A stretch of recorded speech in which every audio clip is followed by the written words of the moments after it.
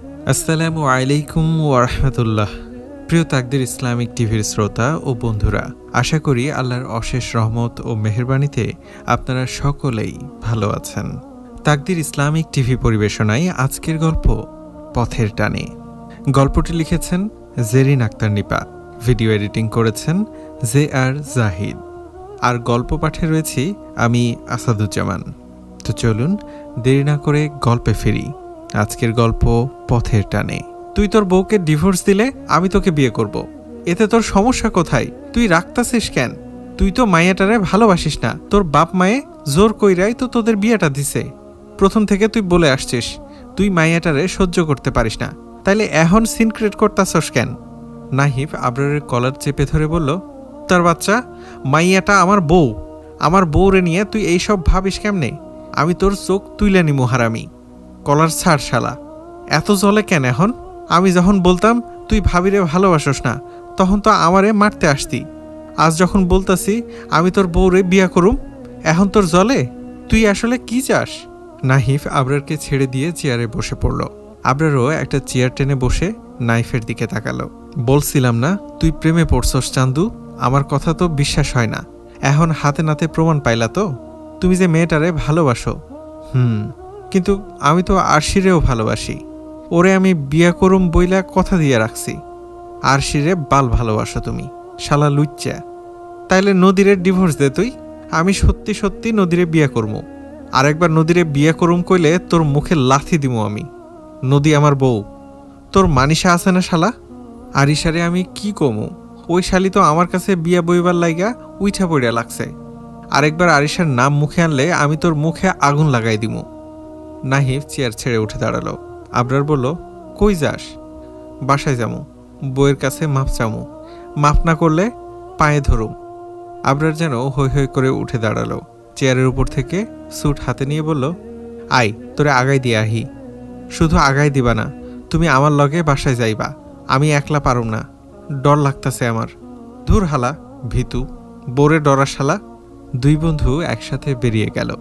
Knife আর আবরার সেই college life থেকে বন্ধু। একসাথে কলেজ শেষ করেছে, ভার্সিটিতেও একসাথেই ছিল, একসাথেই মাস্টার্স কমপ্লিট করেছে। এরপর ঢাকায় জব নাই। দুজনেরই গ্রামের বাড়িও পাশাপাশি। দুজনের দাদারাও বন্ধু ছিলেন। নাইফ ড্রাইভিং সিটে উঠে বসে, পাশে আবরার ওঠে। নাইফকে গত সপ্তাহে অফিস থেকে এই গাড়িটা নিজের ব্যবহারের জন্য দিয়েছে। অফিস থেকে গাড়ি না দিলে নাইফ নিজেই একটা গাড়ি কিনে নিত।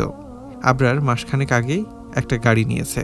আগে দুজনেই একই ফ্ল্যাটে থাকতো। নাইফ বিয়ে করার পর আবরার তার নিজের ফ্ল্যাটে উঠেছে। নদী নাইফের বিয়ে করা বউ। বিয়েটা নাইফের ইচ্ছেতে হয়নি। গ্রামে যাওয়ার পর দাদা বাবা এক প্রকার জোর করেই ধরে বেঁধে বিয়েটা করিয়ে দিয়েছেন। ফুল স্পিডে নাইফ ড্রাইভ করছে। আবরার পাশে বসে মিউজিক সিস্টেম ঘাটাঘাটি করছে। ওই শালা কিপটা, এসি চালু কর, গরমে সেদ্ধ হয়ে যাইতেছি বাল। শার্টের কলার উঁচিয়ে কথাটা বলল আবরার। ওই মূর্খ, জানালার কাঁচ নামায় রাখছিস, এসি দিমু কেমনে? কাঁচ তোল শালা। নদীর একটা কল দে তো। আর চোখে নাইফ আবরারকে শাসিয়ে নিল। ভাবি কহালা, নদী কি? হ্যাঁ, আমার বউরে আমি নাম ধরে রাখুম, তুই ভাবি বইলা সম্মান দিবি। তোর বউ আর আমার বউ একই কথা। ভাবি ডাকা যেই কথা, নদী ডাকাও একই কথা। লাথি দিয়া তোরে গাড়ি থাইকা ফালাই দিমু শালা। আমার বউ আর তোর বউ একই কথা? আবরার হো হো করে হাসতে হাসতে বলল, ওই একই কথা। এখন কল দে ভাবিরে। ক, আমার জন্য ভাবির সেই স্পেশাল ডাল রান্না করে রাখতে। ভাবির রান্নার প্রেমে পড়ে গেছি রে দোস্ত। আবরার মুখে ইয়ামি শব্দ বের করে বলল, ভাবির সব কিছুই আমার এত ভাল লাগে কেন বলতো? ভাবির কথা, ভাবির রান্না, ভাবির গানের গলা, আর ভাবির চেহারা, মাশাআল্লাহ।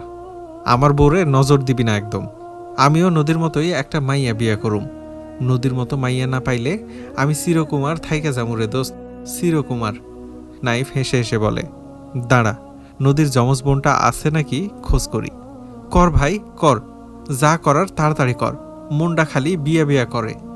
তোরা সবাই বিয়া কইরা ফেলাইলি, আমারও তো একটা বউ লাগে। তাইলে তোর মনীষার কি হইব? ধুর হালার মনীষা, বালডা আমারে পাত্তাই দেয় না। অনেক দেমাগ তার, দেখিস তুই ওই মাইয়ার দেমাগ আমি মাটিতে মিশাইয়া দিমু। আবরার কথা বলতে বলতেই তার ফোন বেজে উঠল। আবরার কথা থামিয়ে ফোন হাতে নিল। দেখ, আমার আম্মা ঘন্টায় ঘন্টায় ফোন দিয়ে খোঁজ নেয়। তবুও পোলারে একটা বিয়া করাই দেয় না। বিয়া পরে করিস, আগে ফোনটা তোল, খালাম্মা টেনশন করে তোরে লইয়া। দাঁড়া। ফোনটা কানে তুলে আবরার বলল, জি আম্মা বলো। কেমন আছিস বাবা? ভালো আছি আম্মা, তুমি কেমন আছো? ওদিকে সব ঠিক আছে তো? বাবা দাদা কেমন আছে? সবাই ভালো আছে। তুই বাড়িতে আসবি কবে? দেখি আম্মা, সামনের সপ্তাহে আসতে পারি। একা আসবি? নাইফ কই? ওই ছাগল না, মানে নাইফ আমার সাথেই আছে আম্মা, কথা বলবা? দে তো একটু। হ্যাঁ খালাম্মা বলো। কেমন আছিস বাবা? আলহামদুলিল্লাহ, তুমি কেমন আছো? আলহামদুলিল্লাহ, আল্লাহ ভালো রাখছেন। তোরা আসবি কবে? আবরার নাকি সামনের সপ্তাহে যাবে। আমিও চেষ্টা করব আসার জন্য, বস ছুটি দিলেই হলো। আচ্ছা, নদী কেমন আছে?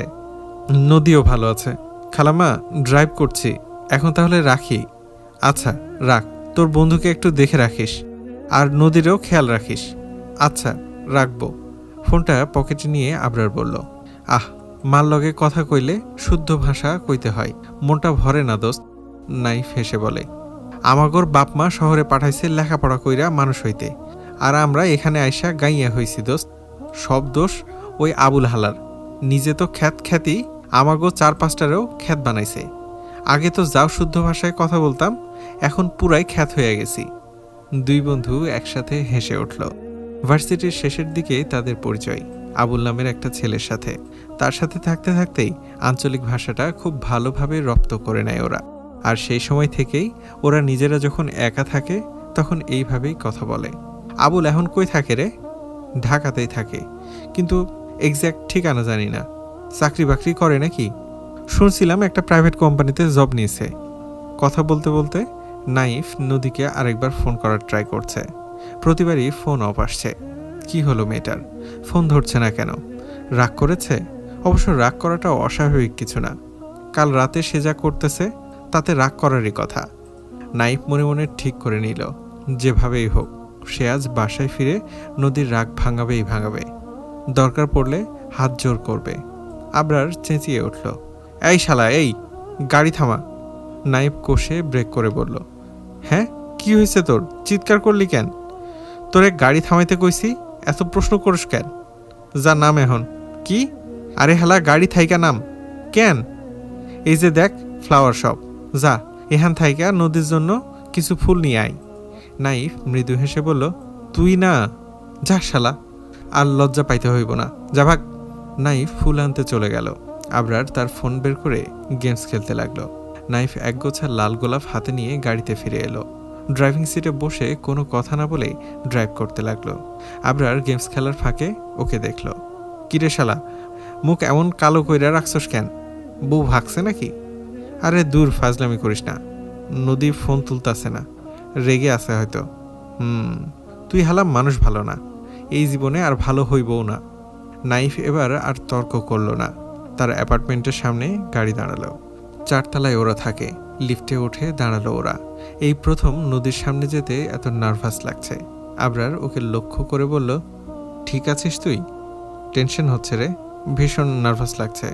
আবরার হেসে বলল, ধুর হালা। 4 তলায় পৌঁছে কলিং বেল বাজালো। ভেতরে কেউ নেই। তারপর দেখলো দরজায় তালা দেয়া। দরজায় তালা দেয়া কেন? তোর ভাবি কই গেল? ভাগছে। আরে বলো, মার্কেটে গেছে হয়তো, নইলে অন্য কোথাও কই যাইবে? এখানে কিছু চিনে নাকি? মাথা মোটা, তুই প্রশ্ন করা বাদ দিয়ে আগে দরজা খোল। তোর কাছে এক্সট্রা চাবি আছে না? আছে, দাঁড়া। ভেতরে গিয়ে আবরার সোফায় হেলান দিয়ে বসে পড়ল। টায়ের নাট ঢিল করতে করতে বলল, কতদিন পর এলাম। বিয়ে করে তো তুই পর হয়ে গেছস। নাইফ রুমের দিকে এগোতে এগোতে বলল, সেদিন না এসে গেলি? এর মধ্যে কতদিন হয়ে গেল? রুমে গিয়ে নাইফ থম মেরে দাঁড়িয়ে আছে। নদী নেই, চলে গিয়েছে নদী। পুরো ঘর জুড়ে নদীর একটা জিনিসও নেই। কাবার্ড খুলে দেখল নদীর কাপড়ও নেই। টেবিলের উপর সাজিয়ে রাখা সেই খেলনা বেতের কুড়ে ঘরটাও নিয়ে গেছে। আবরার ওকে ডাকতে ডাকতে রুমে চলে এসেছে। নাইফের কাঁধে হাত রেখে বলল, নদী কই? চলে গেছে মানে? কাল রাতের অপমানের পর কোনো মেয়ে আর থাকতো না, নদীও থাকেনি। ওর সব কিছু নিয়ে চলে গেছে সে। দুই বন্ধু সত্য হয়ে দাঁড়িয়ে রইল। 6 মাস আগে নাইফ অফিসে বসেছিল। কাজ তেমন কিছুই নেই, তবুও একটা ফাইল হাতে নিয়ে তাতে চোখ বোলাচ্ছে। কাজের জন্য দেখা না, সময় কাটানোর জন্য দেখা। ফোন বেজে উঠল। এই সময় আবরার ছাড়া আর কেউ বিরক্ত করবে না। এই শালা তাকে শান্তিতে অফিস করতেও দিবে না। গার্লফ্রেন্ডের মতো মিনিটে মিনিটে কল দিবে। ফোন কানে তুলে বিরক্তের সঙ্গে বলল, তোর গার্লফ্রেন্ডগিরি বন্ধ করবি তুই? মিনিটে মিনিটে কত কল দেস? একটু আগেই তো কথা হলো। ওদিক থেকে আবরার ধমকে উঠে বলল, কুত্তার বাচ্চা, তোর দাদা মরতাছে আর তুই অফিসের এসির নিচে বইসা চিল করতাছস। কি? বুড়ার আবার কি হইল? সেই দিন তো ঠিকঠাকই দেখে আইলাম। বুড়ার কি হয়েছে তা আমি কি জানি? আমারে আব্বা ফোন দিয়ে বলল ওরা সবাই এখন তোদের বাড়িতে। নাইফ উঠে দাঁড়িয়ে বলল, তুই কই? অফিসে। বাইর হ তুই। আমিও আসতাছি। আমি বাইর হইতে পারুম না। আজ আমার অ্যাসাইনমেন্ট জমা দিতে না পারলে আমার প্রমোশন 2 বছর পিছিয়ে যাবে। তুই বুড়ার কাছে যা। আমি পারলে রাতে আর নয়তো কাল সকালে রওনা দিব। ততক্ষণে বুড়া মইরা ভূত। আরে না, বুড়া সেঞ্চুরি না কইরা টপকাবো না। মাত্র তো 70-এ পা দিল, এখন ওর কিচ্ছু হবে না। আচ্ছা তাহলে আমি বেরিয়ে পড়ি। যা, আসুন, ফোন খোলা রাখিস। নাইফ সেবার পরিমরি করে গ্রামের বাড়িতে ছুটে গিয়েছিল। তাকে দাদার অসুস্থতার কথা বলে আনলেও এখানে পৌঁছে ঘটনা পুরো অন্যরকম দেখতে পেল। দাদা একদম সুস্থ আছেন, কিচ্ছু হয়নি ওনার। নাইফের মা বেঁচে নেই। চাচা, আব্বা, দাদা একসাথে চেয়ারে বসে আছেন। নাইফকে আসতে দেখে চাচিমা এগিয়ে এলেন। এসেছিস বাবা? চাচি, এইসব কি হচ্ছে? আবরার তো আমাকে বলেছে দাদা নাকি অসুস্থ, অবস্থা খুব খারাপ। আমি অফিস থেকে আর্জেন্ট ছুটি নিয়ে ছুটে এসেছি। চাচিমা হাসছেন। আয়, ভেতরে আয় বাবা। না, তুমি আগে বলো আমাকে মিথ্যা বলে এভাবে কেন ডাকলে? এইসব তোর দাদার কাছ থেকে জেনে নিস। ব্যাগটা আমাকে দে। গোসল করে নতুন কাপড় পরে নে তো। কপাল কুচকালো নাইফ। আমি তো কিছুই বুঝতে পারছি না চাচি, নতুন কাপড় কেন পরবো? আর বাড়িতে কিসের আয়োজন হচ্ছে? এত মানুষ কেন? কারো বিয়ে টিয়ে নাকি? রুনির বিয়ে দিচ্ছে তোমরা? আরে বাবা, অত কথা না বলে ঘরে যা তো। তুই ঘরে যা। তোর ঘরে পাঞ্জাবি পায়জামা রাখা আছে, পরে নিস। হঠাৎ পাঞ্জাবি পায়জামা পরবো কেন? আশ্চর্য, কেউ আমাকে কিছু খুলে বলছে না কেন? দাদা হাত উঁচু করে নাইফকে ডাকলেন। দাদা ভাই, এদিকে আসো। নাইফ এগিয়ে গেল, সালাম দিল সবাইকে। বাবার দিকে চোখ ছোট করে চাইল। বাবা বললেন, আমি কিছু জানি না, তুমি আব্বাকে জিজ্ঞেস করো। দাদা, কি হচ্ছে এসব? আমি তো শুনেছিলাম আপনি অসুস্থ, আমাকে মিথ্যে। দাদা নাইফকে থামিয়ে দিয়ে বললেন, পরে তোমাকে সব কিছু বলবো, এখন তুমি গিয়ে রেডি হও। নাইফ কিছুই বুঝতে পারছে না। একটু সামনে এগিয়ে দেখল আবরারের মা বাবাও এখানে। খালাম্মা, তুমি তো বলবে কি হচ্ছে আমার সাথে। আবরারের মাও শুধু হাসলেন। আসলে সত্যটা কেউই নাইফকে জানাতে চান না, তাই সবাই তাকে এড়িয়ে যাচ্ছে। তুমি একা এসেছো? আবরার আসেনি? না, ও একটা কাজে আটকে গেছে, রাতে নয়তো কাল সকালে আসবে। ও, তুমি তো জার্নি করে এসেছো, যাও ঘরে যাও বাবা। নাইফ বুঝতে পারছে এখন কান্নাকাটি করলেও লাভ হবে না, কেউ তাকে আসল কথা বলবে না। সব যেভাবে চলছে সেভাবেই চলতে দিতে হবে। দাদার মাথায় আবার নতুন করে কি বুদ্ধি উদয় হলো তা একমাত্র দাদাই জানেন। নাইফ ঘরে গিয়ে ফ্রেশ হয়ে নিল। বিছানার উপর ফোন পড়েছিল। আবরার কল দিচ্ছে অনেকক্ষণ ধরে। ঘরে এসে নাইফ ফোন তুলে বলল, শালা বাচ্চা, তুই আমারে কই পাঠাইছ? শালা দাদা, এখানে কি হইতাছে কিছু জানিস তুই? তুই আমারে জোর কইরা ওদের ফাঁদে ফালাইলি। আরে কান্নাকাটি বন্ধ কর হালা, আগে ক কি হইছে তোর? মাইয়াগো মতো কাঁদতাছস কে? হালা, দাদা আমার বিয়া দিতে চাই, তাই মরার নাটক কইরা তোরে দিয়া আমারে ডাকাই আনছে। তুই হালা গাধা, এইটাও ধরতে পারলি না। অট্ট হাসিতে ফেটে পড়ে সে। কস কি বাপ, তোর বিয়া? সিরিয়াসলি তোর বিয়া? মজা নিতাছস না তো? মজা? তোর মনে হয় আমি মজা নিতাছি? শালা, এইদিকে আমার গলায় ফাঁসের দড়ি ঝুলতাছে আর আমি তোর লগে মজা লিমু না? মাইয়াডা কেডা বাপ? কার মাইয়া? আমাগো চেনা জেনা কেউ? জানি না, মাইয়া যেই হোক আমি ওরে বিয়া করুম না। তুই আমারে বাঁচা দোস্ত, তুই আমারে বাঁচা। আমি কেমনে বাঁচামো তোরে? আমি ঢাকায় আর তুই গাজীপুর। আমি কিছু জানি না, তুই কিছু একটা কর। আমি আরশিরে ভালোবাসি দোস্ত, এখন কেমনে আমি ওই মাইয়ারে বিয়া করুম ক? আবরার ফোনের ওপাশে শব্দ করে হাসছে। নাইফের এই বেহাল অবস্থা তাকে বেশ মজাই দিচ্ছে। আরিশা টারিশা বাদ দিয়া বিয়া কইরা নে। লাথি খাবি কুত্তা বাচ্চা। আমি তোর মতো লুচ্চা না, গার্লফ্রেন্ড থাকতেও অন্য মায়ারে আমি বিয়া করুম না। না করলে তোর বাপেরে গিয়া ক। দেখি তুই কেমন বেটা মানুষ? যা, সাহস কইরা তোর দাদার সামনে গিয়ে খাড়া, আর ক, দাদা আমি আপনাকেও পছন্দের মায়ারে বিয়ে করুম না, আমার গার্লফ্রেন্ড আছে, আমি তারে বিয়ে করুম। নাইফ এই কথা শুনে মিনিয়ে গেল। বাবা দাদার সামনে এইসব কথা বলার সাহস তার নেই। চুপ কইরা আসস কেন, কইতে পারবি না? না রে বাপ, পারুম না। শোন শোন, তোর বিয়া এই খবর কার কাছ থাইকা পাইছস? রুনি কইছে। তাইলে এক কাম কর, বুদ্ধি দেই তোরে। ক বাপ ক, কি করা লাগবো আমারে ক। যে মাইয়ার লগে তোর বিয়া হইব ওই মাইয়ারে তুই দেখছস? না। মাইয়া এই বিয়াতে রাজি? জানি না বাল। এক কাম কর, তুই মাইয়ার লগে কথা ক। মাইয়া রাজি না থাকলে আলহামদুলিল্লাহ, আমাকে আর কিছুই করার লাগবো না। আর মাইয়া যদি রাজি থাকে তাইলে তুই ওরে আরিশার কথা জানাবি। মাইয়ারে ভুলাইয়া বালাইয়া বিয়াতে আরাজি করবি, তাইলেই তো কাম হইব। ওই মাইয়ারে এখন আমি কই পাবো? রুনিরে ধর, হাতে পায়া ধইরা হইলেও মাইয়ার লগে কথা কওয়ানোর ব্যবস্থা কর। আচ্ছা, এখন রাখি, আমি মিটিংয়ে ঢুকতাছি, ফোন অফ থাকবো, রাতে আবার কল দিমুনে। আবরার হাসতে হাসতে বলল, আর মাইয়া যদি বেশ সুন্দর থাকে তাইলে আলহামদুলিল্লাহ কইয়া কবুল কইয়া ফালাস, জুতা মুতরে হালা। রাখি, রাখ। ফোন রেখে নাইফ নখ কামড়াতে লাগলো। ভাবছে কিভাবে মেয়েটার সাথে কথা বলা যাবে। সে একটু আগেও জানতো না আজ তার বিয়ে। গোসলের সময় রুনির থেকে জানতে পারল দাদা আর বাপ চাচারা মিলে কি করতে চাইতেছে তার সাথে। ঘর থেকে বেরিয়ে এলো নাইফ। এই একটু সময়ের মধ্যে বাড়িটা বেশ সাজানো হয়ে গেছে। আয়োজনও তেমন বেশি না, তবু বাড়িতে একটা বিয়ে বিয়ে ভাব চলে এসেছে। বাচ্চারা দৌড়দৌড়ি করে খেলা করছে, মহিলারা রান্নাবান্নার কাজ করছে, আর দাদা চাচা বাবা ওনারা বসে রসের আলাপ করছেন। নাইফের পালিয়ে যেতে ইচ্ছে করছে। শালার কপাল আমার, শেষে কিনা এই লেখাই ছিল কপালে। এখন আমাকে জোর করে বিয়ে করানো হবে। আব্বা আমার সাথে এটা করতে পারলো, আর আব্বাকে দোষ দিয়েই লাভ কি? সব তো ওই শয়তান বুড়াটার কাজ, বুড়ার বুদ্ধি সব। বুড়ো, তোমাকে আমি দেখে নেব। নখ কাটতে কাটতে রুনিকে খুঁজতে লাগলো। মেয়েটার সাথে কথা বলতে পারলেই হতো। রুনিটা কোথায় গেল আবার? দাদু, দরজা খোলো। তোমরা আমাকে এভাবে আটকে রেখেছ কেন? দাদু, ও দাদু, এই বুড়ো, দরজা খোলো। কোথায় মরলে বুড়ো? এই বুড়ো। নদী।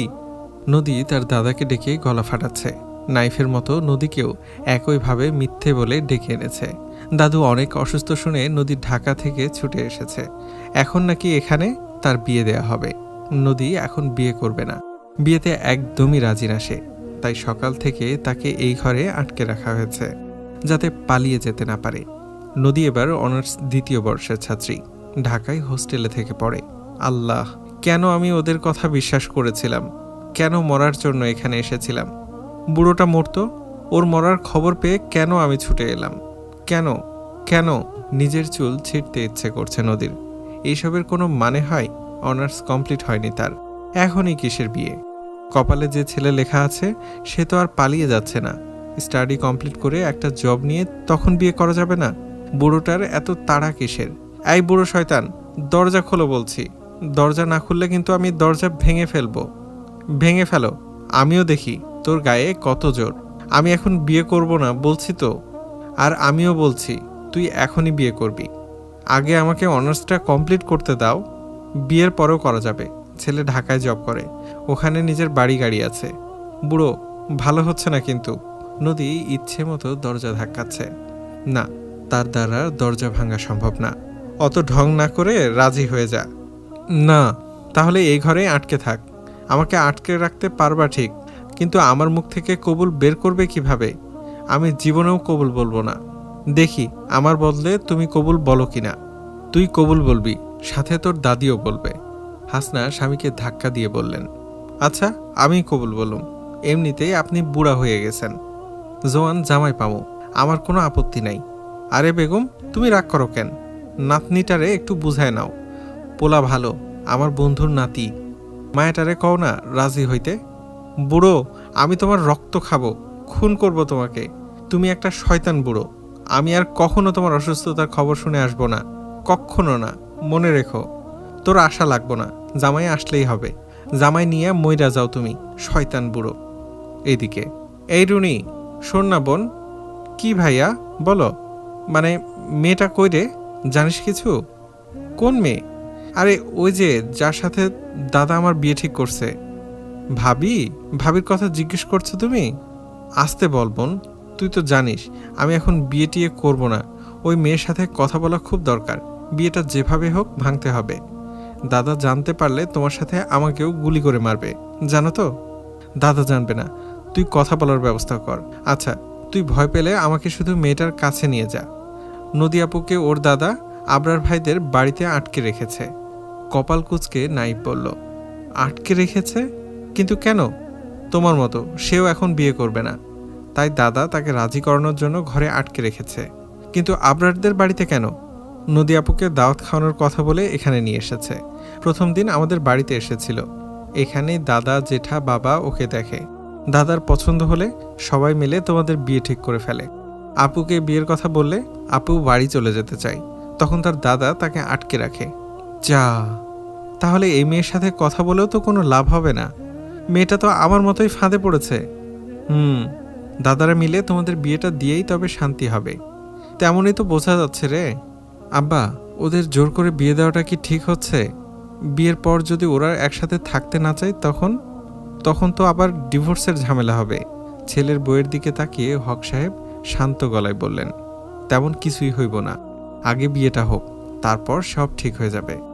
হক সাহেবের স্ত্রী বললেন, কেমনে ঠিক হইব? নদীরে আপনি চেনেন না, ওর জেদ সম্পর্কে আপনি জানেন না। নদী আমার নাতনি, ওর খারাপ আমি চাইব না। তাছাড়া আমি শেখকে কথা দিয়েছি, শেখ তার নাতির জন্য আমার নাতনিকে চেয়েছে। আমি কিভাবে না করব বলো তো? তবুও তো আব্বা, আজকালকার ছেলে মেয়েরা তো নিজেদের পছন্দ নিয়ে বিয়ে করে। ওদেরকে জোর করতে গেলে হিতের বিপরীত হবে না। নদী নাইফের সাথে সুখী হবে। বাবার মুখের ওপর নদীর বাবাও জোর দিয়ে আর কিছুই বলতে পারলেন না। বাবার কথাই যেন শেষ কথা। আজ রাতেই ওদের বিয়ে হবে। দাদা এখনও নাইফের সাথে বিয়ের ব্যাপারে কিছুই বলেনি। সন্ধ্যার একটু পর পর দাদা নাইফের ঘরে আসে। আসবো? আসেন দাদা। কি করছিলে? তেমন কিছু না। আপনি কিছু বলবেন? তুমি হয়তো শুনেছ, আজ তোমার বিয়ে। মেয়ে আমার পছন্দের, আমার বন্ধুর নাতনি, তোমার সাথে ভালো মানাবে। কিন্তু দাদা, বিয়েতে তোমার কোনো আপত্তি আছে? দাদা, আসলে তোমার কি কাউকে পছন্দ? নাইফ চট করে একবার দাদার মুখের দিকে তাকালো। বলবে করেও বলতে পারল না, সাহসে কোলালো না। না। তাহলে কোনো সমস্যা নেই, আজ রাতেই বিয়ে হবে, তৈরি থেকো তুমি। দাদা চলে গেলে নাইফ নিজের গালেই নিজে দুটো চড় দিল। হারামজাদা, বলতে পারলি না কেন? কেন বললি না তোর গার্লফ্রেন্ড আছে? আরশির কথা কেন বললি না তুই? এবার বিয়ে কর, অচেনা একটা মেয়েকে বিয়ে কর। তোর কপালে শেষমেশ এটাই ছিল। আবার ফোন বেজে উঠল। কি হয়েছে তোর? বিয়া কইরা ফেলাইছো মামু? কবুল বলা বাকি, আর সব হয়ে গেছে। তাইলে অবশেষে তুইও বিয়ে কইরা ফেলাইলি? ওই ভাবির কোনো বন্টন আছে নাকি? জানি না বাল। রাগ করতাছস কেন? চিল কর মামু। প্রথম বিয়ের ফুল, মজা নে, নাচ, লাফালাফি কর। লাইট থামো তোরে। আরিশা কম করে হলেও 100টা কল দিছে। কি কমু ওরে? সত্য কথা কইয়া দে। তোরে সামনে পাইলে কাঁচা খাইতাম এখন। মায়ের লগে কথা কইছস? না, মাইয়ারে ওর দাদা আটকায় রাখছে। কেন? হ্যাতেও বিয়া করব না। পালায় যাতে না যায় হ্যাল লাইগা ঘরে বন্দি করে রাখছে। লে খোকা, তোগোর অবস্থা তো ফান্দে পইরা বগা কান্দে রে। মাইয়াডার একটা পিক সেন্ড করতো।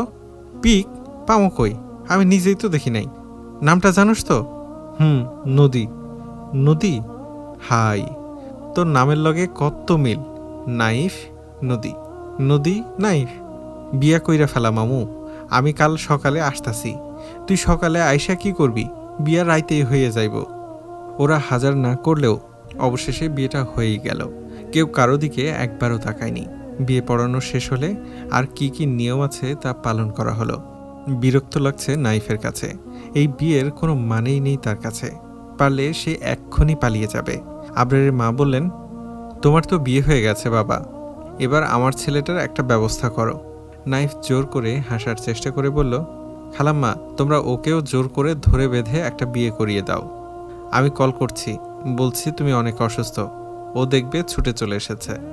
উনি হাসতে হাসতে বললেন, ছেলে আমার রাগ করছে। বিয়ে ফরজ কাজ, ফরজ কাজ যত তাড়াতাড়ি করা যায় ততই ভালো। একদিন না একদিন তো বিয়ে করতেই হইতো। বুড়োর ওপর রাগে গা রিরি করছে। বুড়ো ওদের দিকে তাকিয়ে কেমন মিটমিট করে হাসছে। সবাই একসাথে ডিনার শেষ করলো। নদী, বাবা, মা, দাদা, দাদি কারোর সাথে রাগে কথা বলছে না। জোর করে ওরা সবাই তাকে বিয়ে দিয়ে দিয়েছে। নাইফ এক ফাঁকে সবার মাঝ থেকে বেরিয়ে গেল। আরশি বারবার কল করছে। হ্যাঁ বলো বাবু, তুমি ফোন তুলছিলে না কেন? তুমি জানো আমি তোমাকে কতটা মিস করছি। একটু ব্যস্ত ছিলাম। তুমি তো সব সময় ব্যস্ত থাকো, আমার জন্য তোমার একটুও টাইম থাকে না। তুমি আমাকে ভালোবাসো না বাবু? বাসি আরিশা, ঘোড়ার ডিম বাসো। আজ সারাদিন তুমি আমাকে একবারও কল করনি। আমি কল দিয়েছি, তুমি আমার কলও তোলোনি। অফিসে অনেক কাজের চাপ ছিল, তার উপর দাদু অসুস্থ, গ্রামে এসেছি। ও আচ্ছা বাবু, আমার ফোনে ব্যালেন্স নেই, তুমি একটু রিচার্জ করে দিতে পারবে? দেখি। থ্যাঙ্কস লক্ষ্মীটি, এখন রাখি, বাই। ফোনের দিকে তাকিয়ে নাইফ কপাল কুঁচকে ভাবল, আবরার হয়তো ঠিকই বলে, এই মেয়ে তাকে ভালোবাসে না, তার টাকাকে ভালোবাসে। একটা বার তো জিজ্ঞেস করলো না তুমি কেমন আছো, ঠিক আছো তো? দাদু অসুস্থ এটা শোনার পরেও একবার দাদুর কথা জানতেও চাইল না। নাইফ মাথা ঝোঁকালো। বিয়ে হয়ে গেছে বলেই আমি এইসব ভাবছি। নানা অজুহাতে আরশির থেকে দূরে আসতে চাইছি। না না, আমি শুধু আরশিকেই ভালোবাসি, অন্য কাউকে না। বিয়ে হয়ে যাবার পরেও নাইফ একটাবারও ওই মেয়েটা, মানে এখন যে তার বউ, তার সাথে একবারও কথা বলতে পারেনি। মেয়েটাও যদি রাজি না থাকে তাহলে আজকেই ডিভোর্সের ব্যাপারে ক্লিয়ার হয়ে যেতে পারবে। নাইফ ঢাকাতে গিয়েই মেয়েটাকে ডিভোর্স দিয়ে দিবে। তারপর ভুজুং ভাজুং কিছু একটা দাদাকে বুঝিয়ে দিতে পারবে। বলবে গ্রামের মেয়ে তার সাথে মানিয়ে নিতে পারবে না, এই বউ নিয়ে বন্ধু মহলে যাওয়াও যায় না। দরকার পড়লে এটাও বলবে মেয়েটা তাকে পছন্দই করে না। ধুর, কী সব ভাবছি আমি। আমার এত মাথা ঘামাতে হবে না। ঢাকা গেলে যা করার আবরারই করবে। ওর মাথায় আমার থেকে 1000 গুণ ভালো আইডিয়া আছে। বাপ, তুই আমারে কই ঠেলা দিলি? এখন তো নিজে আরামে এসে চিল করতাছস, এদিকে আমার বেহাল অবস্থা। নাইফ ফোন হাতে নিয়েই আবরারকে কল করলো। দুবার রিং হবার পর আবরার কল তুলল। ক মামা, কি কইবি? শালা, বিয়েটা তো হয়েই গেল, তুই থাকতে আমার বিয়ে হয়ে গেল। সব ওই বুড়ার কাজ। আমি তো ভাবছি কেউ মইরা গেলেও আমি আর গ্রামে যাইব না। দেখা গেল তোর পরে আমার পালা ধরিয়ে দিবে। তোর আম্মা বলতাছিল তোর কথা, আমি বললে কি হবে? আমি লাভ ম্যারেজ করুম, বুঝছস? ভাই, আমার ডিভোর্সের ব্যবস্থা কর। আবরার হাসতে হাসতে বলল, ওরে শালা, একটু আগে বিয়ে করলি আর এখনই ডিভোর্স চাস? ঠিকঠাক মতো বাসরটা তো করে নে, তারপর ডিভোর্সের কথা ভাবা যাবে। কুচ্চা, বউ রাখুম না, বাসর কইরা কি করুম? আমি কিছু জানি না, তুই আমারে বাঁচামু, আমারে ভাবতে দে। কাল তুই ঢাকায় চলে আই। এখান থাইকা যাইতে দিলে তো যামু, আসতে না দিলে কইবি তোর চাকরি নট হয়ে যাইব। দেখি, কিন্তু আমি এই মাইয়ারে সঙ্গে নিয়ে যাবো না, মইরা গেলেও না। নিয়ে আয়, তোর পছন্দ না হইলে আমি রাইখা দিমু। সিঙ্গেল মানুষ আমি, বুঝছসই তো। না না, আমি এই বিয়ে মানি না। শুনেছ, আমি এই বিয়ে মানি না। দাদা, দাদি, মা, তোমরা শুনে রাখো, আমি মানি না এই বিয়ে। নদী ঘরের জিনিসপত্র উলটপালট করে ফেলছে আর চেঁচিয়ে মা দাদির উদ্দেশ্যে কথাগুলো বলছে। তার পরনের শাড়ি খুলে যাচ্ছে, মাথার চুল এলোমেলো হয়ে গেছে। ওই বুড়ো মিথ্যা বলে আমাকে ঢাকা থেকে এনেছে, এখানে এনে জোর করে আমাকে বিয়ে দিয়েছে। আমি এই বিয়ে মানি না, যাব না আমি ওই ছেলের ঘরে, থাকবো না আমি, ডিভোর্স নিয়ে নিব আমি। দাদি নিচু গলায় বলছেন, আস্তে ক নাতি, আস্তে কথা ক, তোর দাদা শুনলে কেলেঙ্কারি হয়ে যাইব। কেলেঙ্কারির বাকি রেখেছ তোমরা? আমাকে কেন জোর করে বিয়ে দিলে? আমি কি পালিয়ে যাচ্ছিলাম? তোর দাদা আমাদের কারো কথা শুনে? তুই ক। বুড়োটা তো আমারও জোর কইরা বিয়ে করছে। ওই বুড়া পাগল হয়ে গেছে, বুড়ার মাথা ঠিক নাই। সময় থাকতে বুড়াটাকে পাবনা পাঠাও, নইলে নিজের সাথে সাথে তোমাদের সবাইকে পাগল বানায় ফেলবে। দেখছো না, আমাকে তো অর্ধেক পাগল বানাই ফেলছে। রাগে দুঃখে কষ্টে নদীর কান্না পাচ্ছে। এখন সবাইকে বকেই বা লাভ কি? বিয়েটা তো হয়েই গেল, এখন চিল্লাচিল্লি করেও তো কিছুই হবে না। দাদা গলা খাঁকড়িয়ে দিয়ে রুমে এসেছে। নদী এতক্ষণে শাড়ি ঠিক করে নিয়েছিল। নদীকে এলোমেলো দেখে দাদা বললেন, কি হয়েছে তোমার? এমন পাগল সেজে বসে আছো কেন? তুমি আমাকে পাগল বানিয়েছ, এখন পাগল সাজবো না তো কি ভালো মানুষ সাজবো আমি? দাদা হাসলেন। নদী রেগে গিয়ে বলল, হাসবা না তুমি, রাগ লাগছে আমার। ইচ্ছে করছে? আমার কাঁচা পাকা চুলগুলো ছিঁড়ে ফেলতে ইচ্ছে করছে, তাই তো? নদী ঠোঁট চোখা করে নাকের দুপাশ ফুলিয়ে বলল, বুড়ো, তোমার জীবনেও ভালো হবে না, অভিশাপ দিচ্ছি আমি। এই কয়দিনের ভেতর তোমার দাঁত পড়তে শুরু করবে, মাথায় যেগুলো কাঁচা চুল আছে সেগুলোও পেকে যাবে, চুল ঝরে টাক হয়ে যাবে মাথা, চোখে আরও সমস্যা হবে, চশমা নিয়েও তখন বুড়িকে দেখতে পাবে না। মনে রেখো, আমার অভিশাপ কিন্তু লেগে যায়। নদীর কথা শুনে দাদা শব্দ করে হাসতে লাগলেন। দাদিও না হেসে পারলেন না। অনেক কষ্টে হাসি থামিয়ে দাদা বললেন, পাগলের বেশ ছেড়ে এখন ভালো মানুষ হয়ে যাও। তুমি তো মনে হয় নাইফকে ঠিকমতো দেখোইনি। কাউকে দেখব না আমি, কাউকে না। ওই নাইফ টাইফের সাথে আমি থাকবো না, ডিভোর্স নিব আমি। এবার দাদার চোয়াল শক্ত হয়ে গেল। থমথমে গলায় বললেন, এই কথা যেন তোমার মুখে জীবনেও আর কখনো না শুনি। আমাদের বংশের কোনো মেয়ে স্বামীর বাড়ি থেকে চলে আসেনি, তুমিও আসবে না। ছেলেটাকে না চিনেই তুমি এসব বলছো। এমন ভালো ছেলে আমি আর একটাও দেখিনি, ওর সাথে তোমার কোনো সমস্যা হবে না। দাদা আর না দাঁড়িয়ে চলে গেলেন। নদী দাদির দিকে ফিরে কাঁদো কাঁদো মুখ করে বলল, এর আগে আমাদের বংশের কাউকে তো এমন জোর করে বিয়ে দেওয়া হয়নি। নিজের ইচ্ছেতে বিয়ে হলে কেউ কেন শ্বশুর বাড়ি থেকে আসবে? আমার ইচ্ছে অনুযায়ী বিয়ে দিলে আমিও ধে ধে করে নাচতে নাচতে বরের সাথে চলে যেতাম। নাইফের ঘর সাজানো হচ্ছে। রুনি আর কয়েকজন মিলে ফুল দিয়ে ঘর সাজাচ্ছে। নাইফ বাইরে থেকে এসে এইসব দেখে চোখ ছানা বড় করে বলল, এ আমার ঘরে তোরা এসব কি করছিস? এইসব জঙ্গল নিয়ে আমার ঘর থেকে বিদায় হ। জঙ্গল না ভাই, এগুলো ফুল। তুমি ফুলও চেনো না নাকি? জঙ্গল বলছো কেন? এইসব ফুল টুল নিয়ে যা তো এখন, যা এখান থেকে। সকালে আসার পর থেকে তো শান্তিতে 1 মিনিট বসতেও দিলি না, এখন কি রাতেও ঘুমোতে দিবি না? দাদা বলে দিয়েছেন ফুল দিয়ে সুন্দর করে যেন তোমার ঘর সাজিয়ে দেই। নাইফ চোখ বড় বড় করে বলল, কেন? কেন কি আবার? ভাইয়া, তুমি দেখি কিছুই জানো না। ঘর সাজাবো না? বিয়ে হয়েছে না তোমার? রুনি বড় ভাইয়ের সামনে আরও কিছু বলে ফেলার আগে নাইফ হাত উঁচিয়ে থামিয়ে দিয়ে বলল, হইছে হইছে, দাদার কথা তো তোরা অমান্য করবি না। সাজা, ভালো করে সাজা। সাজানো শেষ হলে তাড়াতাড়ি বিদায় হ। ঘুমে আমার চোখ বন্ধ হয়ে আসছে। রুনি মুখ টিপে হাসছে, সাথে বাকিরাও মিটমিট করে হাসছে। নাইফ মনে মনে ভাবছে, উফ বাবা, কি বিচ্ছু বিচ্ছু পোলাপান, সব বুঝে দেখছে এরা। কিন্তু ওই মেয়েটাকে ধরে বেঁধে এই ঘরে দিয়ে যাওয়ার আগেই আমাকে কিছু একটা করতে হবে। ফোন নিয়ে নাইফ ঘর থেকে বেরিয়ে গেল। বুড়োটা তো জ্বালিয়ে খাচ্ছে। নাইফ কি করবে এখন? এই বুড়ো তো হাত পা ধুয়ে তার পেছনে লেগেছে, জোর করে বিয়েটা করিয়েছে। এখন কি জোর করে বাসরটাও করাবে? নাইফ চোখের সামনে সর্ষে ফুল দেখতে পাচ্ছে। না না, এই শুধু সর্ষে ফুল না, পুরো সর্ষে ক্ষেত দেখতে পাচ্ছে।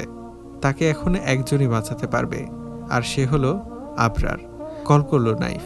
3 বার রিং হওয়ার পর আবরার বলল, কিরে শালা, এত প্যারা দিচ্ছস কেন? বিয়ে করছস এখন, বউরের সময় দে। আমার পিছে পড়ে আসস কেন? ঘুমাইতেছস তুই? এইদিকে আমার অবস্থা পান্তা ভাত। কি হয়েছে কবাল? ঘর সাজাইতেছে, বাসর করা লাগবে। ওই গরু ওই, এই কথা আমারে কইতাছস কেন? আমি কি করুম? তুই কিচ্ছু করবি না। আবালের ছাও, আমি কি তোর বদলে বাসর করবো? না, তুই আমারে বাঁচাবি। লাথি মাইরা তোর দাঁত ফালাই দিমু। আমি কেমনে বাঁচামু তোরে? তুই কি কচি খোকা, ফিডার খাস? তুই কিছু বুঝোস না? রাখতাছস কেন? মাইয়া ঘরে আইলে পায়ে ধইরা কইবি, আমারে মাফ কইরা দেন বোন। আমি আসলে ওই টাইপ পোলা।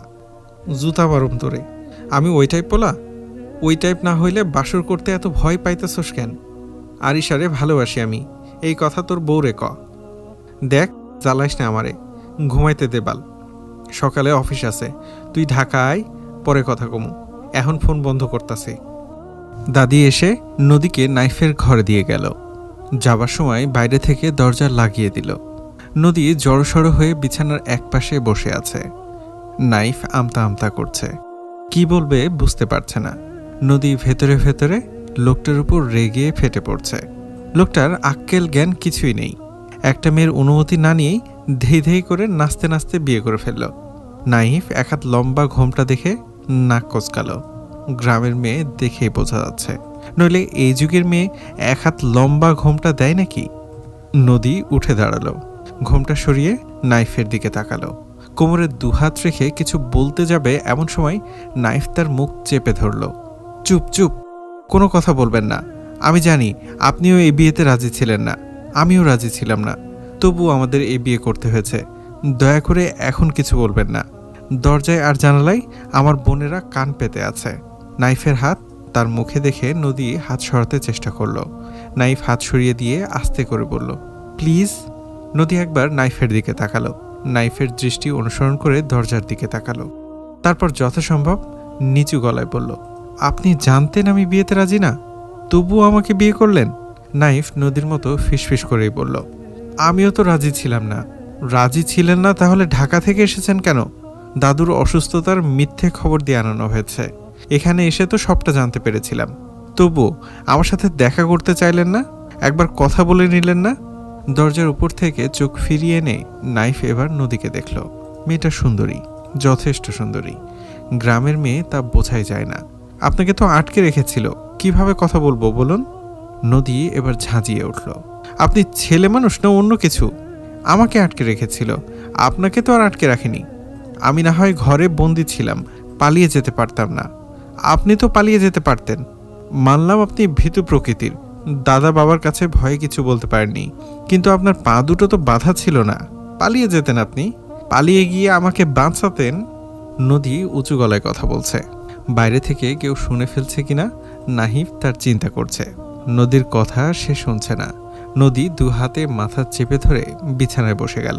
মাটির দিকে চেয়ে বিড়বিড় করে বলতে লাগলো, আল্লাহ, এ কোথায় এনে ফেললে আমাকে? এটা পুরুষ মানুষ নাকি মেয়ে মানুষ? জোর করে বিয়ে দেওয়ায় রাগে আমার গা জ্বলে যাচ্ছে, চিৎকার করতে ইচ্ছে করছে। আর এই ছেলে আমাকে আস্তে কথা বলছে। কোথায় নিজে চিৎকার চেঁচামেচি করব তা না, বাইরে থেকে কেউ আমার গলা শুনে ফেলবে কিনা তা ভাবছে। পরিবারকে এত ভয় পায় এই ছেলে, এর থেকে তো আমি বেশি সাহসী। নাইফ মেয়েটাকে দেখছে। সে সবসময় এমন একটা মেয়েকেই স্ত্রী হিসেবে পেতে চাইতো। এই মেয়ে ঝগড়া করলেও সুখ সুখ লাগছে। আরিশের সাথে তার সম্পর্ক না থাকলে হয়তো এই বিয়ে সে মেনে নিত, কিন্তু এখন সে আরেকজনকে কথা দিয়ে রেখেছে। ভালোবাসে আরিশকে। আমি দাদাকে সম্মান করি, উনি বিয়েটা ঠিক করেছেন। আমি কিভাবে ওনার মুখের ওপর না করে দিতাম? আর পালিয়ে যাবার তো প্রশ্নই আসে না। তাহলে এবার আমার মাথা খান। নদী চিবিয়ে চিবিয়ে বলল কথাটা। নাইফ শুনতে না পেয়ে বলল, হ্যাঁ। মাথা তুলল নদী, স্থির দৃষ্টি মেলে বলল, এখন তাহলে কি করবেন? আমার বন্ধু সব ঠিক করে রেখেছে। ঢাকায় গিয়ে আমরা ডিভোর্সের জন্য অ্যাপ্লাই করব। ডিভোর্সের পর আপনি আপনার মতো, আমি আমার মতো থাকব। আপনার সাথে এখন ঢাকা যেতে হবে? হ্যাঁ, কিন্তু আমার দাদা বলে দিয়েছে মরে গেলেও যেন ডিভোর্সের কথা মুখে না আনি। নাইফ মেয়েটিকে দেখছে। মেয়েটার মুখে চিন্তার কোনো ছাপই নেই, আর এদিকে সে চিন্তায় মরছে। মেয়েটি তার সাথে স্বাভাবিকভাবে কথা বলতে একটুও দ্বিধা নেই, জড়তা নেই। বসার ভঙ্গি, কথা বলার ধরন একদম সহজ সরল। গ্রামের মেয়েরা এত আধুনিক কবে থেকে হয়েছে? নাইফ ভেবেছিল মেয়েটা ফ্যাস ফ্যাস করে কাঁদবে, তার কথা বুঝতে চাইবে না, কিন্তু এই মেয়ে তো তার ভাবনা থেকে পুরোটাই উল্টো। নদী শুয়ে পড়েছে। ঘাড় ফিরিয়ে নাইফের দিকে চেয়ে বলল, সারা রাত মূর্তি সেজে দাঁড়িয়ে থাকবেন নাকি? কথাটা বলে সে আবার ঘাড় ফিরিয়ে নিল। নাইফ মুগ্ধ হয়ে মেয়েটাকে দেখল। বর্তমান প্রেক্ষাপট, নদী তো চইলা গেছে, কি করবি এখন? নাইফ মাথায় হাত দিয়ে বসে পড়ল, বলল, জানি না। ধমকে উঠল আবরার, ওই শালা, জানোস না কেন বউয়ের লগে খারাপ ব্যবহার করার আগে মনে থাকে না বউ রাগ কইরা চইলে যাইব? ওই শালা, ইদানিং তুই গাঞ্জা টাঞ্জা খাস নাকি?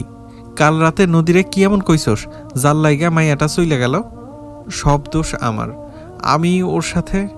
চুপ শালা চুপ, সব দোষ তোমার এটা আমি জানি। তুই শালা এক নম্বর। মর্ষযোগ শব্দ উচ্চারণ করলো আবরার। রাগে আবরারের কপালের দুই পাশে শিরা দপদপ করছে। নাইফকে দেখে মনে হচ্ছে না সে আবরারের কোনো কথা শুনছে।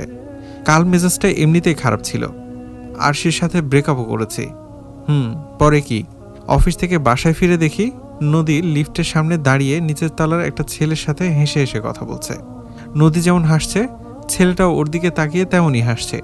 আমি নিজে একটা ছেলে, তাই অন্য আরেকটা ছেলের চোখের দৃষ্টি বুঝি। ছেলেটা নদীর বুকের দিকে বাজেভাবে তাকিয়েছিল, সেটা দেখে রাগ আরও বেড়ে গেল। গেলাম ওদের কাছে। নদী আমাকে দেখেও কথা বলা থামালো না। আমি 2 মিনিট দাঁড়িয়ে থাকার পর আমার দিকে ফিরল। নাইফ থামল। আবরার হাসছে। রাগী গলায় নাইফ বলল, হাসছিস কেন? কিছু না, পরে কি হয়েছে তাই ক। ওকে নিয়ে ফ্ল্যাটে এলাম। তখন থেকেই ওকে কেমন কেমন লাগতেছিল। ওই ছেলেটার সাথে হেসে হেসে কথা বলছিল, কিন্তু আমার সামনে আসার পর থেকে মুখ কালো হয়ে গেল। কেন? আমার সামনে ও হাসবে না কেন? আমি ওর জামাই না? অন্য পলার লোকে হাসতে পারলে আমার সামনে হাসবে না কেন? আবরার এবার শব্দ করেই হাসতে লাগলো। নাইফ চোখ গরম করে ওর দিকে তাকালো, তবুও সে থামালো না। ওরে শালা, তুমি তো হিংসুটেও আছো বটে। নিজের বউ অন্য কারোর লগে কথা কইলে এত জ্বলে তোমার। নদী আমার লগে কথা কইলেও তোমার জ্বলে নাকি দোস্ত? আমি তো আবার তোর থেকেও বেশি হ্যান্ডসাম। শরীর দুলিয়েই হাসছে আবরার।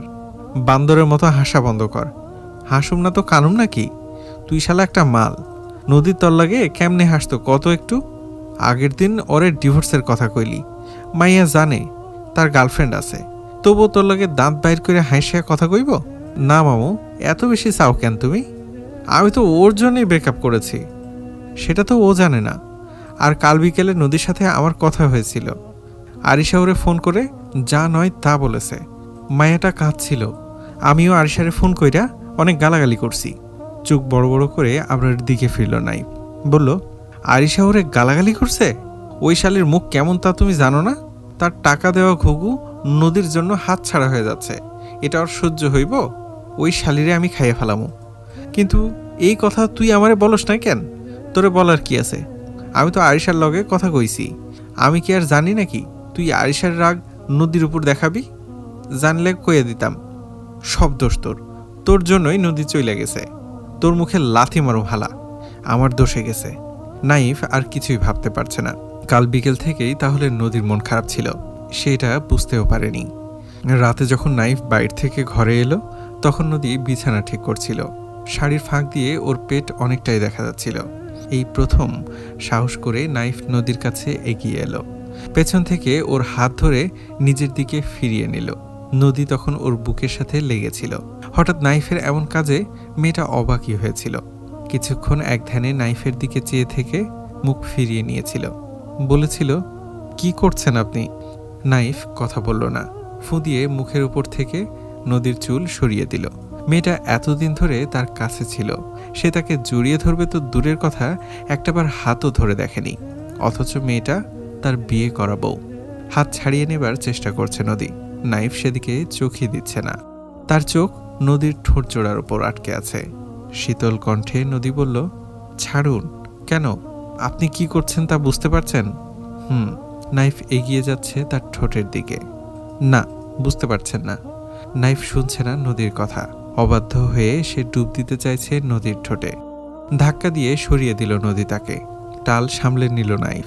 অপমান বোধ করল সে। নদীর চোখ বেয়ে কয়েক ফোঁটা পানি গড়িয়ে পড়ল। কিছুদিনের মধ্যে আমাদের ডিভোর্স হয়ে যাবে। ডিভোর্সের কথাটা শুনে মাথায় যেন আগুন লেগে গেল নাইফের। মেয়েটা কি বুঝতে পারছে না সে ডিভোর্স চায় না? ডিভোর্স চাইলে তো তাকে এখন কাছে টেনে নিতে চাইতো না। নাকি নদী ডিভোর্স চাই? নদীর দুই বাহু ধরে খেপে উঠল নাইফ। ডিভোর্স চাই তোর? আমাকে তোর ভালো লাগে না? তাহলে কাকে ভাল লাগে? ওই ছেলেটাকে? ওর সাথে তো হেসে হেসে কথা বলছিলি। আমার সাথে তাহলে হেসে কথা বলিস না কেন? আমার কাছে আসতে তোর ভালো লাগে না? না, ওই ছেলেটার হাত ধরলে তোর ভাল লাগে? আমার বউ তুই, তোকে আমি চুমা খাবো। কিন্তু না, এটাতে তোর আপত্তি আছে কেন? অন্য কাউকে ভালোবাসিস তুই? সারাক্ষণ শুধু ডিভোর্স ডিভোর্স। আমার থেকে মুক্তি পেয়ে ওই ছেলের সাথে যাবি নাকি তুই? আমি তোকে ভালো মেয়ে ভাবছিলাম, কিন্তু তুই যা, ডিভোর্স দিব তোকে আমি। কালই তুই আমার বাসা থেকে চলে যাবি। আমার চোখের আড়ালে গিয়ে তুই ওই ছেলের সাথে যা ইচ্ছা তাই করবি। আমার চোখের আড়ালে গিয়ে তুই ওই ছেলের সাথে যা বা অন্য ছেলের সাথে যা, আমার কোনো আপত্তি নেই। স্বামী তোকে ছুলে তোর গা জ্বলে, তাহলে যা, ওই ছেলের কাছে যা। নদী কাঁদছে।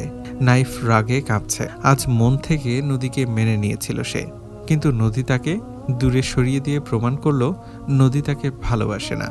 দুই বন্ধু 5 মিনিট চুপ করে বসে রইল। আবরার উঠে দাঁড়ালো। চল। কোথায়? নদীকে ফিরিয়ে আনতে যাব। বন্ধুর দিকে চেয়ে থেকে উঠে বসলো নাইফ।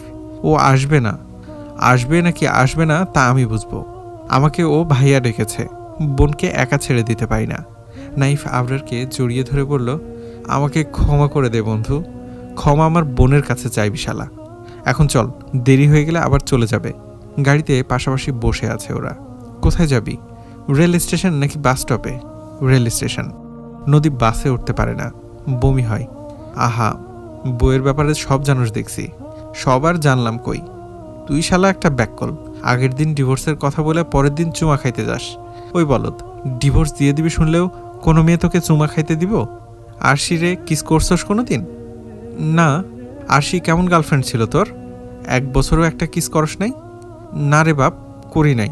আমি তো 2 মাসের রিলেশনে 2000 চুমা খাই। আচ্ছা, তুই কিস করতে জানোস তো? মানে কিস কেমনে করে কত একটু? নাইফ কটমটিয়ে আবরারকে দেখল। আবরার নির্বিকার। কি হইল, পারস না? দোস্ত আয়, তোরে কিস কইরা শিখায় দেই। তুই তো জানোসই আমি একজন ভেরি গুড কিসার। লাথি মাইরা তোরে জানালা দিয়ে ফালাই দিব শালা। আবরার হাসছে, সাথে নাইফও। আবরার এইসব বলে নাইফের মনটা একটু হালকা করতে চেয়েছিল। তুই মনীষারে কয়বার কিস করছস? একবারও না। তেরা চোখে দেখল নাইফ। বিশ্বাস কর ভাই, তোর কসম, মনীষারে আমি সত্যিই ভালোবাসি। ওরে বিয়া করমু, তাই সব জমায় রাখছি। বিয়ার পর সব করমু। তুই মনীষারে নিয়ে সিরিয়াস? আল্লাহর কসম, আমি সত্যি সত্যি মনীষারে বিয়া করমু। তোর বাপ মা দাদা মানবো? না মানুক, মাইয়াটার আগে এক জায়গায় বিয়া হয়েছিল, এটা কোনো সমস্যাই না। তোর মতো এক বলদশালা ওরে বিয়া কইরা গার্লফ্রেন্ডের জন্য ডিভোর্স দিয়ে দিছে। এতে ওর দোষ কি? নদীরে তুই ডিভোর্স দিলে এতে নদীর কোনো দোষ থাকতো না, কিন্তু আমাগর সমাজ তো নদীরেই দোষী করত। মনীষা তোরে বিয়া করব জানি না, তাই মনে হয় মায়াটাও আমারে ভালোবাসে। ফোন বাজলো আবরারের। পকেট থেকে ফোন বের করতে করতে বলল, এই সময় আবার ক্যাডা ফোন দেয়? স্ক্রিনের দিকে তাকিয়ে জোরে চেঁচিয়ে উঠল আবরার। নাইফ ভয় পেয়ে গিয়ে বলল, কি হয়েছে, কে? বুকে হাত দিয়ে জোরে জোরে দম নিতে নিতে আবরার বলল, ভাই তোর ভাবি ফোন দিছে, আমার ফিউচার বউ, আমার বাচ্চা কাচ্চার মা। মনীষা? হ। না চিল্লা কথা কহালা। খারা কইতাছি। কল রিসিভ করেই আবরার বলল, হ জানু, কও। মনীষী ওপার থেকে গম্ভীর গলায় বলল, স্যার আপনি এখন কোথায়? বাবু এইসব কেমন কথা? অফিসে আমি তোমার স্যার, কিন্তু অফিস শেষেও স্যার ডাকবা? একটু নাম ধরে বাবু জানু বলে ডাকতে পারো না? আবরারের ছেলে মানুষ দেখে নাইফ হাসছে। তোমারে আমি এত ভালোবাসি, তবুও তুমি স্যার ডাইকা আমারে কষ্ট দাও। দিলটাই কষ্ট লাগে গো, কলজাটা ফাটি যায়। আপনি আমার একটা কথা শুনবেন প্লিজ? আচ্ছা বলো। আবরারের মুখে এবার সিরিয়াস একটা ভাব নিয়ে এলো। নাইফ ড্রাইভ করতে করতে আর চোখে আবরারকে দেখছে। সে মনীষার কথা শুনতে পারছে না। আবরারের হাবভাব দেখে ঠিক করে কিছু বুঝতেও পারছে না। নাইফ ইশারা করে বলল, কি হয়েছে? আবরার চোখে ইশারা করে বলল, পরে বলছি। হ্যাঁ হ্যাঁ বলো, কি বলবে? আপনি আমাকে ভালোবাসেন? এটা কেমন প্রশ্ন বাবু? যা জিজ্ঞেস করছি তার উত্তর দেন। হ্যাঁ বাসি। আমাকে বিয়ে করতে পারবেন? আবরার 1 সেকেন্ডও সময় নিল না, বলল, হ্যাঁ পারবো। আজ পারবেন? তুমি রাজি থাকলে আজই পারবো, এক্ষুনি। না, আমি একটা কাজে আছি। যে কাজে আছেন সে কাজটা কি আমার থেকেও বড়? হ্যাঁ। গম্ভীর একটা শ্বাস ফেলল মনীষা। বলল, নিশ্চয়ই আপনার বন্ধুর সাথে আছেন? আবরার হাসল, বলল, হ্যাঁ। কাজটা কি একটু বলবেন? নদীকে আনতে যাচ্ছি। নদী মানে আপনার বন্ধুর ওয়াইফ? হ্যাঁ। কোথায় গিয়েছেন উনি? কোথায় থেকে ওনাকে আনতে যাচ্ছেন ওসব পরে দেখা হলে বলবো। বিয়েটা কি তুমি আজকেই করতে চাও? একবার বাবা মা আমাকে না জিজ্ঞেস করেই আমার বিয়ে ঠিক করেছিলেন। আমিও বাবা মার বাধ্য মেয়ে হয়ে বিনা কথায় বিয়েতে রাজি হয়ে গিয়েছিলাম, কিন্তু আমার ভাগ্যে বিয়েটা 1 মাসও টেকেনি। এখন বাবা মা আমার বিয়ে দিতে চান। চাচা আজ এসেছিলেন ওনার ছেলেকে নিয়ে। আমি সবার সামনে বলে দিয়েছি আমি একজনকে ভালোবাসি, তুমি আমার বউ হবে, তাই আগের বিয়েটা টেকেনি। মনীষা হাসল। হয়তো। কখন আসবে তুমি? মনীষার মুখ থেকে হঠাৎ আপনি থেকে তুমি ডাক শুনে আবরারের ছোটখাটো একটা স্ট্রোক হয়ে গেল। বুকে হাত রেখে বলল, মেরে ফেলার প্ল্যান করেছো নাকি? এভাবে আরেকবার তুমি করে বললে আমি মরেই যাব। এত তাড়াতাড়ি মরলে তো হবে না, আমার ছেলে মেয়ের বাবা তো হতে হবে। আবরার জানতো না মেয়েটা এসব কথাও বলতে পারে। থম মেরে রইল কতক্ষণ, তারপর বলল, আমি আসছি সোনা, একটু অপেক্ষা করো, আজই বিয়ে করব। নাইফ শেষ কথাটা শুনে তীক্ষ্ণ দৃষ্টিতে চাইল। আবরার ফোন কেটে পকেটে ভরে রেখেছে। তুই আজ বিয়ে করবি মানে? মনীষা রাজি হয়েছে? তোরে কইছিলাম দোস্ত, মাইয়াও আমারে ভালোবাসে। কিন্তু দাদা খালাম্মা খালুকে কিছু জানাবি না? একা একাই বিয়ে করে নিবি নাকি? একা একা কই বিয়ে করব? তুই সাথে থাকবি। আর আম্মা দাদাকে বোঝানোর দায়িত্ব তোর। আমি বিয়ে করব, এটাই অনেক, বাকিটা তুই দেখে নিবি। পাগল! নিজের গার্লফ্রেন্ডের কথাই দাদার কাছে বলতে পারিনি, এখন সোজা তোর বিয়ের কথা তাদের কাছে কিভাবে বলবো? আমি এত কিছু জানি না। তুই আমার বন্ধু, বন্ধু হয়ে বন্ধুর জন্য এতটুকু করতে পারবি না? ভালো জ্বালাই ফেললি তো। আবরার দাঁত বের করিয়ে হাসল। মনে আছে যেদিন তুই নদীকে নিয়ে এসেছিলি, ঠিক সেই দিনই মনীষের সাথে আমার দেখা হয়েছিল? মনে থাকবে না কেন আবার? নাইফ নদীকে নিয়ে তার ফ্ল্যাটে চলে এসেছে। গ্রাম থেকে আসার সময় নদীকে সাথে নিয়ে আসার কোনো ইচ্ছেই ছিল না নাইফের। তবুও দাদা, বাবা, চাচা ওনাদের জোড়াজড়িতে নিয়ে আসতে হলো। ঢাকায় ফিরে আর অফিসে যাওয়ার ইচ্ছে হলো না নাইফের। আবরার ফ্ল্যাটে নেই, তার মানে অফিসে আছে। এখানে নতুন এসে নদী কিছুই বুঝতে পারছে না। নাইফ তাকে একটা রুম দেখিয়ে দিল। নদী সেই রুমে গিয়ে কাপড় চোপড় চেঞ্জ করে ফ্রেশ হয়ে নিল। এখানে খাবে কি, কে রান্না করবে, কিছুই নদীর মাথায় ঢুকছে না। নাইফের ঘরে গেল সে। দরজায় টোকা দিয়ে বলল, শুনছেন? হ্যাঁ বলুন। আপনার এখানে রান্না করে কে? আপনার খিদে পেয়েছে? না, কিন্তু দুপুরে খেতে হবে তো। দুপুরে নিশ্চয়ই আপনারও খেতে পাবে। হোটেল থেকে খাবার আনিয়ে নিব, আপনার রান্না বাড়ার চিন্তা করতে হবে না। আমি বাইরের খাবার খেতে পারি না। তাহলে কিচেনে সব কিছু আছে, আপনি নিজের জন্য রান্না করে নিন। নদী চলে গেল। লোকটার সাথে কথা বলতে রাগ লাগছে তার। নাইফ বিড়বিড় করে বলল, গ্রামের মেয়েদের এই এক সমস্যা, জীবনে তো কখনো হোটেলের খাবার খায়নি। ভালো ভালো সব খাবার পেটে হজম হবে কেন? খাবে তো নিজের হাতের রান্না করা ভাত ডাল। গাইয়া মেয়ে কোথাকার। দাদা এই মেয়েকে আমার গলায় ঝুলালো, আর মেয়ে পেল না। আজ দুপুরেই আবরার ফিরে এসেছে। বাসায় এসে সোজা নাইফের রুমে চলে এলো। দরজার সামনে দাঁড়িয়ে 2 হাত উঁচিয়ে বলল, ভাই, ও ভাই রে, প্রমোশন পাইয়া গেছি ভাই, লগে একটা মাইয়াও পাইছি। রুমের ভেতর ঢুকে এলো আবরার। বিছানার উপর উঠে বলল, প্রমোশন পাইয়া গেছি দোস্ত, লগে একটা সুন্দর পিও পাইছি। ইয়াস, প্রমোশন হয়ে গেছে, পাইয়া গেছি। আবরার প্রমোশন পাওয়ার জন্য এই কয়দিন অনেক খাটাখাটুনি করেছে। নাইফও লাফাতে লাগলো। পার্টি হবে ভাই, পার্টি, দোস্ত আমার প্রমোশন পাইছে। আবরারের পরনে লুঙ্গি নেই, তবুও সে লুঙ্গি ড্যান্স করছে। নাইফ করছে নাগিন ড্যান্স। গলাটায় মুখে নিয়ে দাঁত কামড়ে ধরে আবরার নাচছে। ওই লুঙ্গি ড্যান্স, লুঙ্গি ড্যান্স, লুঙ্গি ড্যান্স। নাইফ 2 হাত কপালের কাছে ধরে নাগিন ড্যান্স দিচ্ছে। ওই নাগিন নাগিন গিন গিন গিন গিন গিন। আবরার লুঙ্গি ড্যান্স রেখে এবার বেডে শুয়ে নাগিন ড্যান্স দিচ্ছে। নাইফ সাপুরের অভিনয় করছে। আবরার শরীর পেঁচিয়ে নানান কায়দায় ছটফট করে চলেছে, যেন সে মৃগী রোগের রোগী। নাইফ এখনও নাগিন গান গাচ্ছে। শুয়ে শুয়ে নাচতে নাচতেই আবরার বলল, মাইয়াটা যা সুন্দর, আমি এইবার 101% শিওর ওই মাইয়ারে আমি বিয়া করুম। এদিকে নদী রান্নাঘরে ছিল। ওখান থেকে ওদের শব্দ শুনে চামচ হাতে দৌড়ে এলো। দরজার সামনে এসে থমকে দাঁড়িয়ে গেল। নাইফ নদীকে দেখে থমকে গেছে। নাইফ সোজা হয়ে দাঁড়িয়ে পড়ল। আবরার বলল, কি হয়েছে শালা? এবার সেও দরজায় দাঁড়ানো নদীকে দেখল। আস্তে করে বলল, এটা কে? নদী। আবরার উঠে বসল। মাথার চুল আর গায়ের শার্ট ঠিক করতে করতে নদীর দিকে তাকিয়ে বলল, আসসালামু আলাইকুম ভাবি, কেমন আছেন? নদী কিছু না বলে যেভাবে এসেছিল সেইভাবে চলে গেল। নদী যাওয়ার পর মুগ্ধ নয়নে তাকিয়ে থেকে বলল, বাহ, ভাবি তো দেখতে মাশাআল্লাহ, বুড়োর পছন্দ আছে দেখি, তোর সাথে ভালোই মানাবো। আরিশারে ভুইলা যা, ভাবিরে নিয়ে বাচ্চা কাচ্চা পয়দা করে ফেল দোস্ত। হাসছে 2 বন্ধু। সত্যি নাইফ ভাবতেও পারেনি সে নদীকে ভালোবেসে ফেলবে। আবরার প্রথম থেকেই বলতো, মেয়েটা তোর জন্যই রে বন্ধু, তুই সঠিক মানুষ রেখে ভুল মানুষের পেছনে পড়ে আছিস। তুই ঠিকই বলতি, আমি সঠিক মানুষটাকে রেখে এতদিন ভুল মানুষের পেছনে সময় নষ্ট করেছিলাম। আমি সব সময় ঠিকই কইছি দোস্ত, তুই আমার কথা বুঝোস নাই। আমি আসলে একটা গাধা। বুড়ো ঠিকই বলতো, আমিই গাধা। আমিও কই, তুই একটা গাধার বাচ্চা গাধা। নদীর ব্যাপারে আমি কিছুই জানি না বলতে গেলে। না বুঝে মেয়েটাকে কত কষ্ট দিয়েছি। তুই তো এটাও জানতি না তোর বউ ঢাকা ভার্সিটিতে পড়ে। গ্রামের মেয়ে ভেবে যেভাবে অবহেলা করেছিস, আরিশার সাথে সব সময় ওর তুলনা দিয়েছিস। এখন বুঝতে পারছিস তো, ওই আরিশার থেকে নদী কোনো দিক থেকে কম যায় না। কিন্তু দাদা তো আমাকে কিছুই জানায়নি। আমি কিভাবে জানবো নদী কই পড়ে? ওর সাথে কোনোদিন এইসব নিয়ে আমার কথা হয়েছে নাকি? হবে কি করে? তোমার এইদিকে নজর ছিল নাকি? তুমি তো বাল আরিশারে নিয়ে পড়িয়াছিলা। নাইফ ভাবছে, নদীকে গ্রাম থেকে নিয়ে আসার পর দরকার ছাড়া ভালো করে ওর সাথে কথাও কোনোদিন বলেনি। আবরার এই ফ্ল্যাট ছেড়ে চলে গেল। নদী আর নাইফ তখন একাই ছিল। নাইফ সারাদিন অফিস করত, নদী বাসায় একা থাকত। নাইফ কখনোই ওর ফোন করে খোঁজও নেয়নি। বাসায় থাকলে কারণে অকারণে নদীকে ছোট করেছে। এখনও মনে আছে তার। আবরার সেদিন ওদের সাথে রাতে খেতে এসেছিল। বা ভাবি, আপনার রান্নার হাতের প্রশংসা যত করা যায় ততই কম পড়বে। এত ভালো কিভাবে রাঁধেন?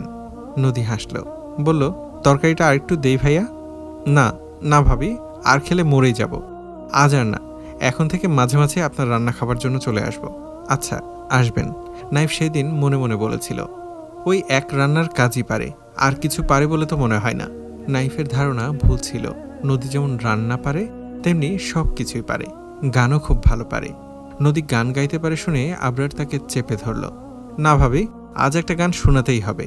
আমাকে আপনি ভাইয়া বলে ডাকলেন না, তাহলে ভাইয়ার একটা কথা রাখবেন না? নাইফ নদীকে অপমান করার জন্যই বলেছিল।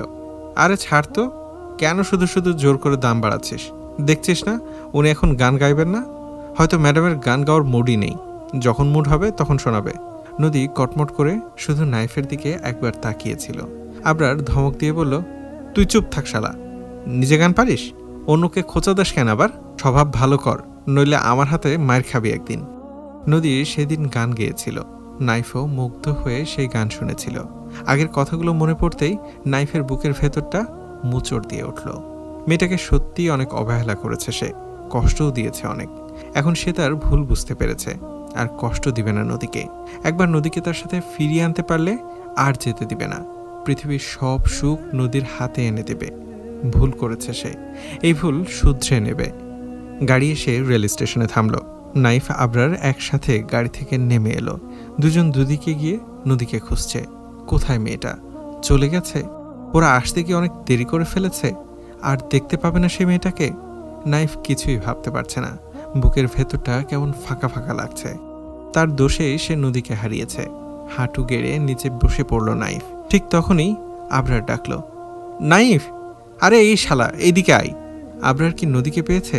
ঝট করে উঠে দাঁড়ালো সে, ছুটে গেল আবরারের কাছে। চোখে ইশারা করে আবরার নাইফকে সামনে দেখালো। একটা বেঞ্চে নদী বসে আছে। পায়ের পাশেই তার ব্যাগটা অযত্নে পড়ে আছে। বাঁ হাত দিয়ে বারবার চোখ মুছছে সে। নাইফ আবরার দুজনে কিছু না বলে কয়েক মুহূর্ত মেয়েটাকে দেখল। আবরার নাইফের পিঠে ধাক্কা দিয়ে বলল, যা শালা, বসে আছে ও। আবরার ওদের থেকে একটু দূরে দাঁড়িয়ে রইল। নাইফ এগিয়ে গিয়ে নদীর সামনে দাঁড়ালো। চোখ মুছতে মুছতে সামনে এসে দাঁড়ানো লোকটার দিকে মুখ তুলে চাইল নদী। ছোট একটা শ্বাস ফেলে নাইফ বলল, অভিমান করে আমাকে ছেড়ে চলে যাচ্ছিলে? কথাটা শুনে শব্দ করে কেঁদে ফেলল নদী। এতক্ষণ চেপে রাখা কান্না আর চাপাতে পারল না। হাত বাড়িয়ে দিল নাইফ, বলল, যাবে না আমার সাথে? তোমাকে ভালোবাসার আমাকে একটা সুযোগ দিবে না? কেঁদেই যাচ্ছে নদী। সে বিশ্বাসই করতে পারছে না সত্যিই কি লোকটা তার সামনে দাঁড়িয়ে কথাগুলো বলছে, নাকি তার অবুঝ মন সব কল্পনা করে নিচ্ছে। কি, যাবে না আমার সাথে? এবার আর নদী বসে থাকতে পারল না। উঠে দাঁড়িয়ে এক ঝটকায় নাইফের বুকে এসে পড়ল।